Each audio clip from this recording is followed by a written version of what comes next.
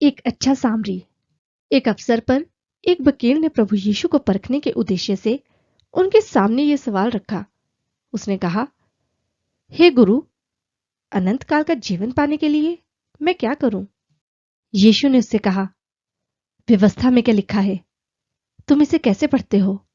उस वकील ने उत्तर दिया, लिखा है, तू प्रभु अपने परमेश्वर से अपने मन और अपने सारे प्राण और अपनी सारी शक्ति और अपनी सारी बुद्धि के साथ प्रेम रख और अपने पड़ोसी से अपने जैसा प्रेम रख।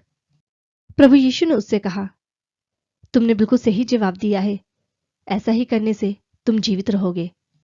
मगर उस आदमी ने अपने आप को धर्मी ठहराने की इच्छा से यीशु से फिर से पूछा, तो बताइए, मेरा पड़ोसी कौन है?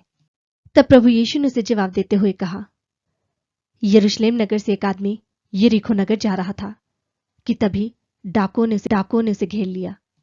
उन लोगों ने उसके कपड़े छीन लिए, उसकी पिटाई की और उसे अधमरा हालत में वहीं छोड़कर वे लोग वहां से भाग गए। और तब ऐसा हुआ कि संयोग से उसी रास्ते से एक याजक जा रहा था, मगर उस याजक ने उसे अनदेखा किया और खुद दूसरे रास्ते से आगे की ओर बढ़ गया। इसी तरह उस रास्ते पर लेवी भी आया, मगर वो भी उसे अनदेखा करते हुए दूसरी ओर से होता हुआ चला गया। मगर तभी एक सामरी उसी रास्ते से यात्रा करते हुए वहां पहुंचा, और जब उसकी नजर उस घायल आदमी पर पड़ी तो वो दया से भर गया।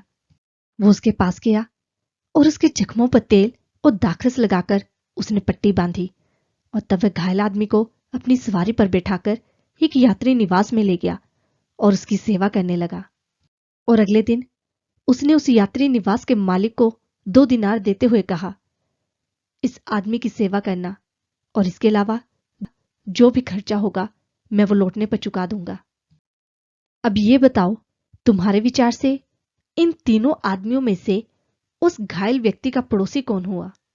उस वकील ने जवाब दिया, वही जिसने उस आदमी पर तरस खाया। तब यीशु ने उससे कहा, जाओ तुम भी ऐसा ही करो।